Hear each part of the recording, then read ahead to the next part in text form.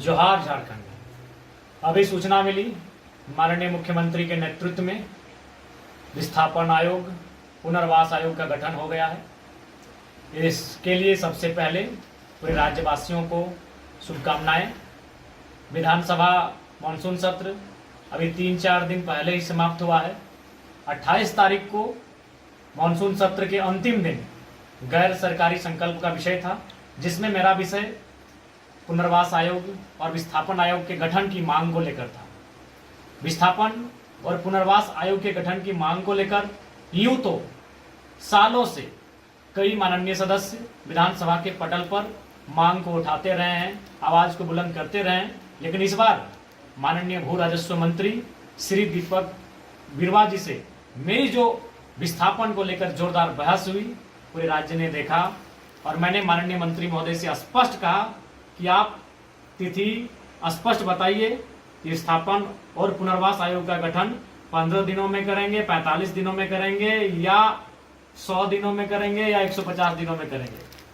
तो उस बहस के बाद जो बहस जिसको मैंने पूरी ऊर्जा, आक्रामकता और गर्मजोशी के साथ अपने चिर परिचित अंदाज में रखने का काम किया था, और उस बहस के 5 दिनों के अंदर आज झारखंड कैबिनेट से अंतिम मुहर लगी।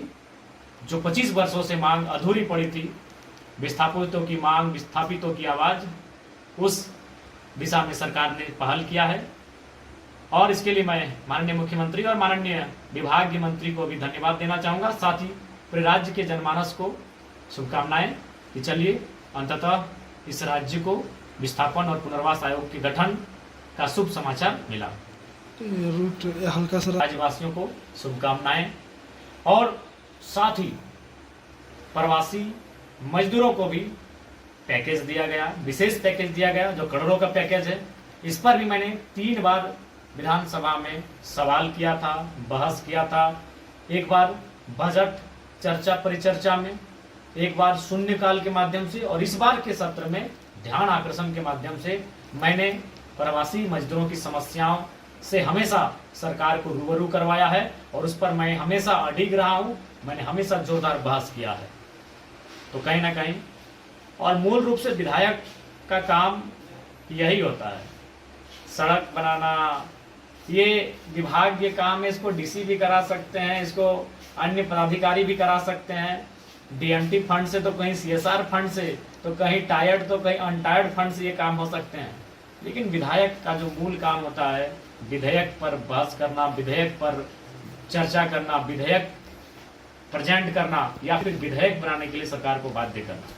तो कहीं ना कहीं सभी माननीय सदस्यों ने प्रयास किया था, लेकिन अंतिम मुहर 28 तारीख को मैंने एक जोरदार बुलंद आवाज के तौर पर रखा विधानसभा में। और इस बार का जो बहस था वो विशेष इसलिए था क्योंकि इससे पहले जब विस्थापन पे बहस हुआ है तो माननीय सदस्य को कहीं ना कहीं विभाग के मंत्री संतुष्ट करवा लेते थे, माननीय अध्यक्ष भी बीच में इंटरफेयर करते थे और उनको कहीं ना कहीं संतुष्ट करवा लेते थे। लेकिन इस बार मैं अडिग रहा, मैं जिद्दी बन के रहा कि नहीं माननीय मंत्री महोदय, इस पर किसी प्रकार से अब टाल मटोल नहीं होगा। विस्थापन के नाम पर लोग सिर पे माथे पे गोलियां खा रहे हैं, रोज लोग लाठियां डंडे खा रहे हैं, जेलों में भरे जा रहे हैं, तो इस पर अब कोई समझौता नहीं होगा। आप स्पष्ट कहें विस्थापन नीति कब बनाएंगे। और अंततः जैसा कि समाचार मिल रहा है, विस्थापन आयोग, पुनर्वास आयोग का गठन किया जा चुका है। इसके लिए पुनः राज्यवासियों को शुभकामनाएं। जोहार।